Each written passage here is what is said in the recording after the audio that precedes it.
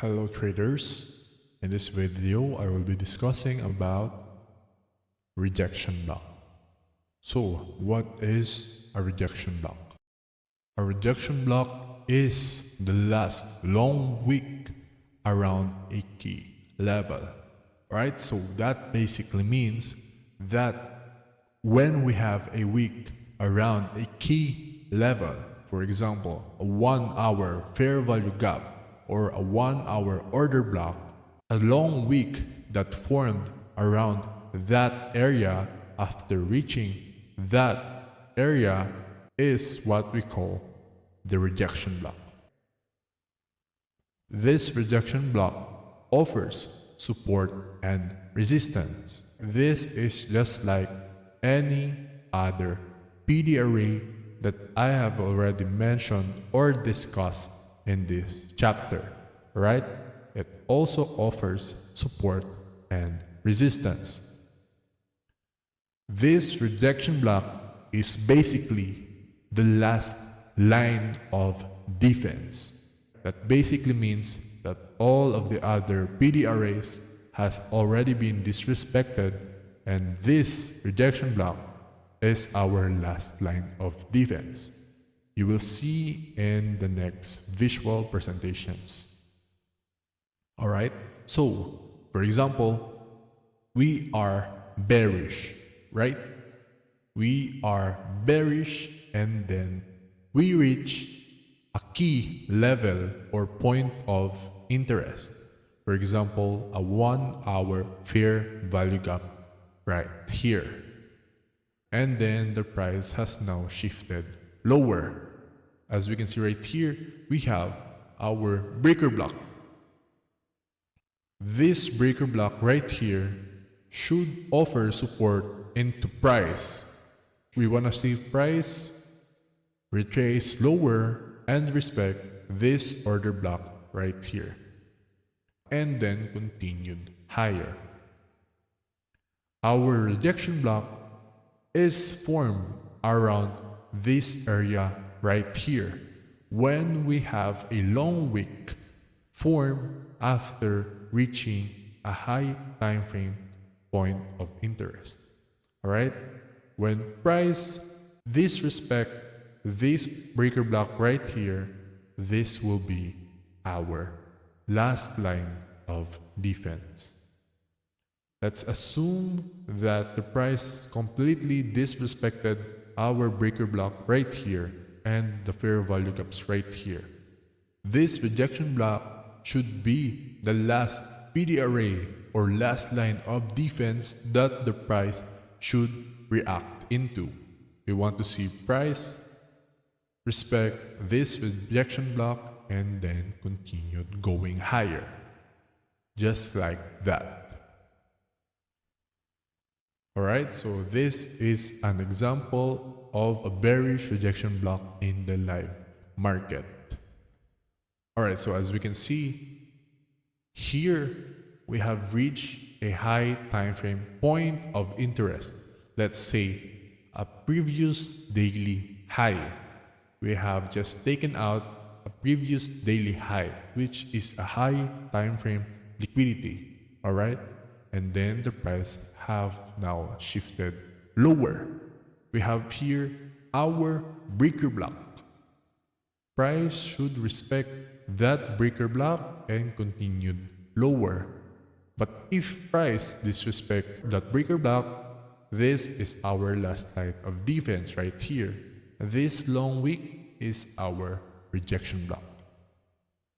Alright, and as we can see, price kinda respected our breaker block right here. It should continue lower, but if not, this is our last line of defense.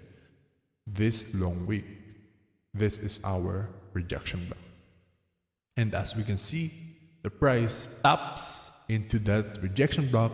This is our last line of defense, and the price should now continue going lower. And as we can see, the price continued going lower. Just remember, rejection block is our last line of defense. this is another example for bullish rejection block. Alright, so as we can see, in this example, let's assume that we have reached previous weekly low right here. And then the price shifted higher and once again take out this sell side liquidity, right?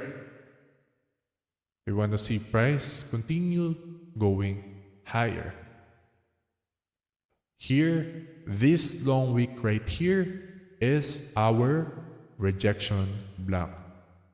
This is our last line of defense.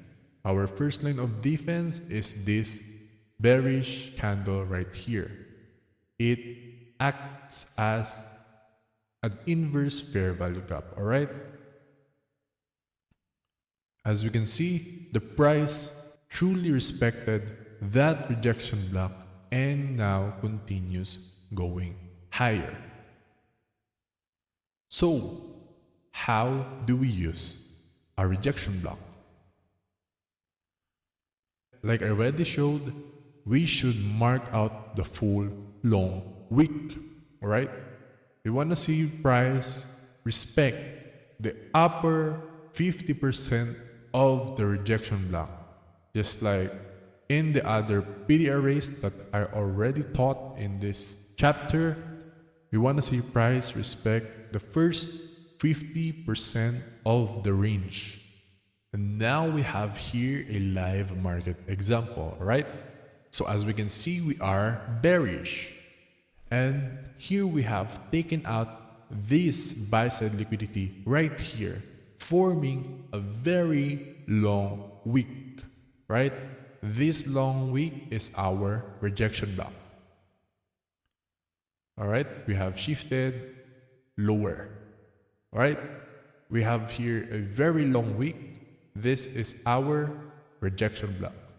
We want to see price go back higher and respect up to the 50% of that rejection block. Alright, we want to see price respect the first 50% of that rejection block for us to see if the price has still the tendency to continue going lower, right?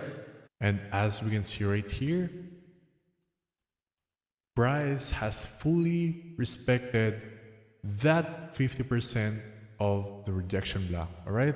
We can see wicks passing through in this 50%. Like I said, we can see wicks pass through in this 50%, but we don't want to see a candle body close around this area. That means this rejection block is very weak and can be disrespected eventually. So if you want to see price still want to continue lower, you want to see it respect the first 50% of the rejection block. So here is another example.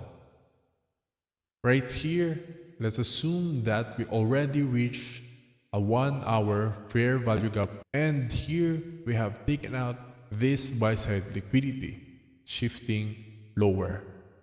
Our first line of defense right here is our order blocks right here. Our last line of defense is this rejection block.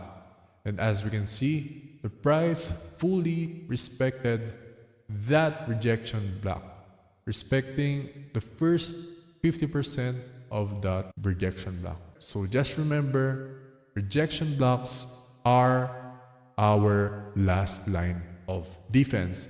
This is the last defense that we expect the price to respect when the other PD arrays have already been disrespected. Alright? Rejection blocks can be found in the long wicks formed around a key level or key PD arrays. Alright? So, that's it for this video. I hope you understand a lot. This is just a brief video about rejection block. This is simply just the use of the rejection block, the last line of defense. This is our last resort when all PD arrays have been disrespected. This is our last chance to see the price respect that area. Alright? So that's it for this video. I'll see you on the next one.